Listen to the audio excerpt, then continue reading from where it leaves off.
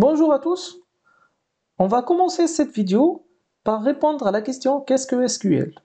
SQL est l'acronyme de Structured Query Language. En français, ça donne langage de requête structuré.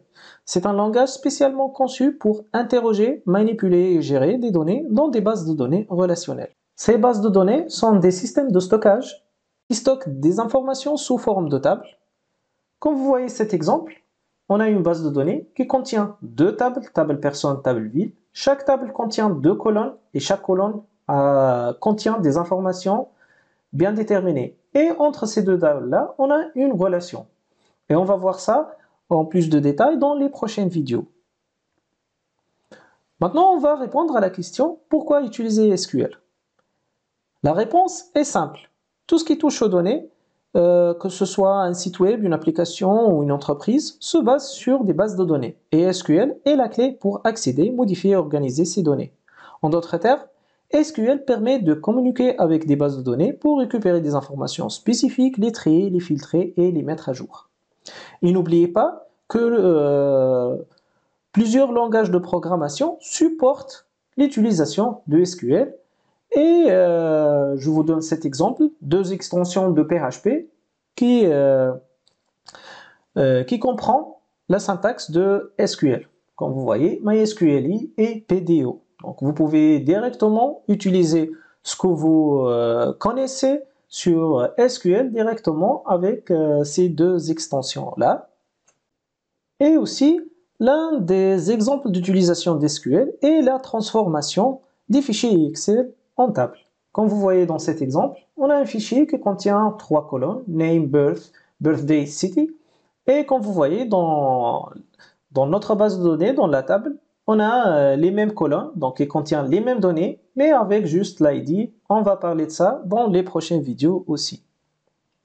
Je passe maintenant à l'installation de MySQL.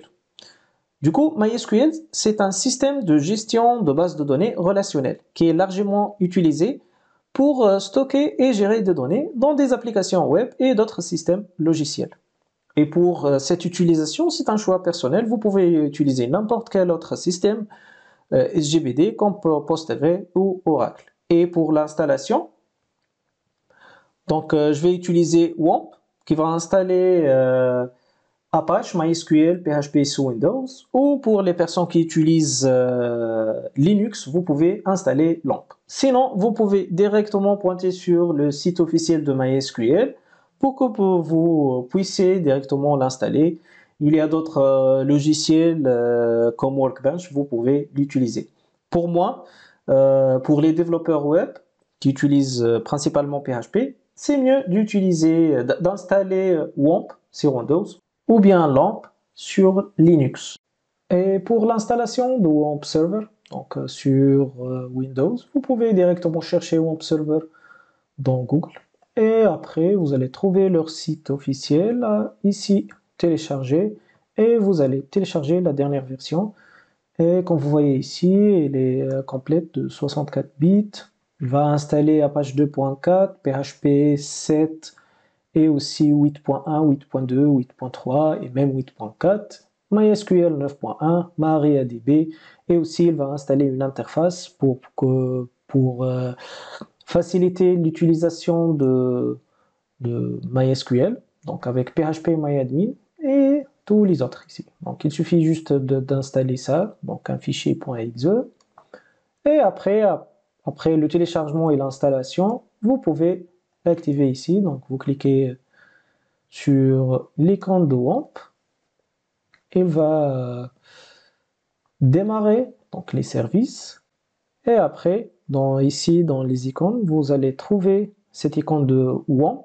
Tous les services sont démarrés. Vous pouvez voir ici localhost, PHP admin, et même avec les versions de PHP et d'Apache. Et la version de MySQL installée est MariaDB. Pour nous, pour qu'on puisse utiliser l'interface de PHP MyAdmin, il suffit de cliquer ici, il va pointer directement sur localhost PHP MyAdmin. Et après, vous faites le choix entre MySQL et MariaDB. L'utilisateur root, j'ai pas mis un mot de passe, connexion, et vous allez trouver une interface qui va contenir tous vos bases de données ici et tous les tables. Lorsque vous cliquez par exemple ici, vous allez trouver les tables. Ici, on a une table Book, Doctrine Migration et Messenger Message. On va voir ça en plus de détails dans les prochaines vidéos. Et comme vous voyez, donc l'installation de WAMP elle est très simple. Et pour afficher cette interface, donc c'est intégré dans l'installation de WAMP.